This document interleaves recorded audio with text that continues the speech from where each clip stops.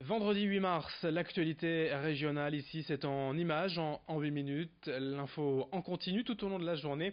Voici une nouvelle édition du journal préparée par la rédaction. On démarre comme toujours par vos prévisions météo avec enfin une belle journée de soleil. 10 à 12 degrés de prévu du littoral à la métropole lilloise. Un peu de vent mais rien de bien méchant. Surtout un beau ciel bleu bien dégagé, du soleil, et il faudra en profiter car dès ce soir, la nuit prochaine, le retour des perturbations pluvieuses est annoncé pour ce week-end également. On en reparle avec les prévisions météo complètes juste après ce journal. À la une, donc, en ce vendredi 8 mars, bien sûr, un mot de la Journée internationale des droits des femmes.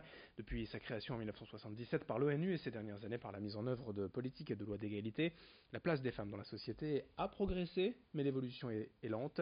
Les différences et discriminations sont encore bien réelles. Selon les chiffres de la préfecture de région présentés hier, dans les Hauts-de-France, l'écart de salaire entre hommes et femmes est encore de 18% dans le secteur privé. Dans le public, dans l'administration, les postes à responsabilité confiés à des femmes ne représentent que 36%. Et en politique, dans la région, on ne compte que 38,5% d'élus féminines, mais la volonté, bien sûr, c'est de faire changer ces mentalités, de faire bouger les lignes. Exemple avec l'association FCE Femmes Chefs d'entreprise. À Lille, la délégation régionale compte 31 femmes dirigeantes, elles sont plus de 2000 en France. Son but est tout simplement d'inciter les femmes à prendre plus de responsabilités dans la vie économique et ainsi renforcer leur présence dans les institutions. Aujourd'hui, les femmes représentent près de 55% des diplômés, pourtant elles ne sont que 10% à occuper les postes de gouvernance. Ce réseau FCE propose donc à ses membres régulièrement des rencontres, des échanges, des conseils, du partage d'expériences. Explication au micro d'Edil Gulaï. Dans la région, il y a beaucoup d'aides, il y a beaucoup d'associations, beaucoup de réseaux qui aident et qui accompagnent les femmes. Et ces réseaux sont très actifs. Je trouve qu'il y a beaucoup plus de visibilité par rapport à moi quand j'ai créé. Je ne vais pas dire que c'est plus facile, mais c'est plus visible. Voilà. Et puis peut-être aussi les réseaux, comme les associations comme Femmes Chefs d'entreprise, ont plus une démarche active. On intervient beaucoup dans les écoles, on intervient beaucoup dans différents clubs pour les juniors entreprises, les choses comme ça. Et donc en fait, ça aide. L'actualité du jour dans la région, marquée également par la réaction des surveillants de prison après l'agression de 2 d'entre eux par un détenu radicalisé en début de semaine en Normandie. Dans la région ici, à Vendin-le-Vieil, près de Lens, le personnel pénitentiaire se mobilise pour dénoncer leurs conditions de travail, le manque de moyens humains et matériels. Hier, les surveillants de cette maison d'arrêt ont organisé un blocage et un filtrage à l'entrée de la prison pour entamer des discussions avec leur direction. Mais les syndicats dénoncent la peur des sanctions. Certains subiraient en effet des pressions de la part de leur direction, ce qui explique quand même le peu de manifestants présents hier. Dans ce journal également, la problématique douanière dans la région à quelques semaines du Brexit. À Calais, depuis le début de la semaine, les agents sont en grève, le trafic transmanche est fortement ralenti, de même que le trafic routier sur la 16. À la gare Lille-Europe également, les douaniers doivent gérer environ 1500 voyageurs par jour qui prennent l'Eurostar vers Londres. Et comme leurs collègues du littoral, ils dénoncent un manque d'anticipation et déplorent un manque de moyens en vue du Brexit. Je vous propose d'ailleurs d'écouter un représentant de syndicats qui regrette cette grève, en tout cas l'utilisation de la force pour se faire entendre.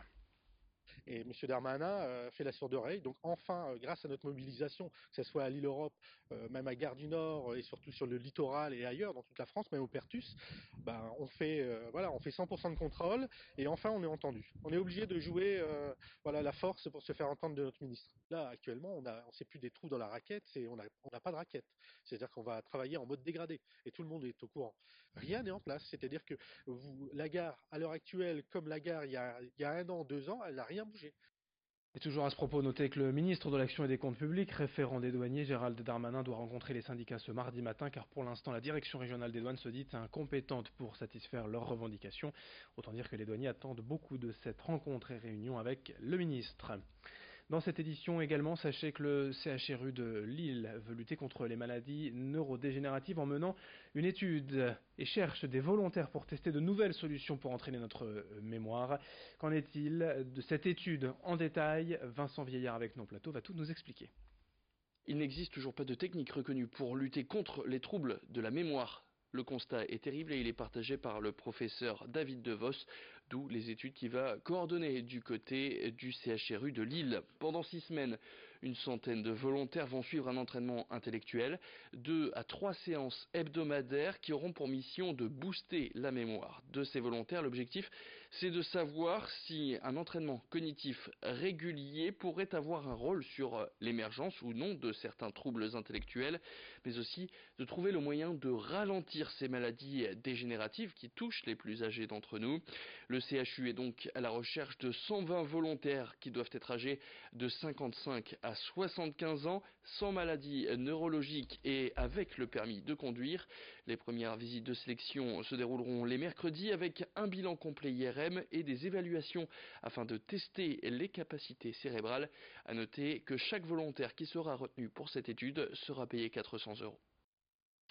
En début d'édition, nous évoquions en ce 8 mars la Journée internationale des droits des femmes. Sachez que c'était également en ce moment la semaine européenne de lutte contre l'endométriose, cette maladie connue depuis 1860, mais dont on ne parle vraiment que depuis quelques années, touche une femme sur 10 dans les pays industrialisés, voire une sur 8 selon les dernières études. L'endométriose, ce sont des douleurs tout au long du cycle menstruel, s'accentuant lors des périodes des règles, mais aussi des problèmes intestinaux, urinaux, des difficultés à se déplacer, bref, des symptômes difficiles à vivre au quotidien. Concernant le traitement, il n'y a aucun remède pour l'instant. Les médecins conseillent soit de prendre un traitement hormonal pour bloquer les cycles, soit dans certains cas la chirurgie. La maladie reste encore difficile à dépister. Explication au micro de Lucilbert Constant. On sait en tout cas, on a beaucoup de données épidémiologiques qui montrent que les femmes qui ont de l'endométriose ont plus de difficultés à tomber enceinte naturellement, même si elles ne sont pas stériles et qu'un certain nombre d'entre elles ont des grossesses spontanées. Cette maladie, en fait, elle produit une inflammation de la cavité pelvienne et cette inflammation, en fait, va constituer une forme d'obstacle chimique hormonale à la rencontre entre les spermatozoïdes et les ovocytes. Et par ce biais-là, l'endométriose va concourir à l'infertilité. Pour prendre en charge cette infertilité, on va pouvoir proposer les techniques de procréation médicalement assistée, comme par exemple les inséminations intra-utérines, mais le plus souvent, c'est les techniques de fécondation in vitro qui seront recommandées, et la chirurgie a également toute sa place. Aujourd'hui, il n'y a pas de consensus comme quoi il faut proposer la chirurgie à toutes les femmes infertiles qui ont de l'endométriose ou de la fécondation in vitro d'emblée. C'est en fait un choix qui doit être fait au cas par cas et pour chaque patiente, en fonction du bilan d'infertilité, on va lui proposer une stratégie qui intégrera soit la fécondation in vitro, soit la chirurgie, soit les deux à la fois. Fin de cette édition, mais on reste ensemble bien évidemment avec vos prévisions météo à suivre dans une poignée de secondes.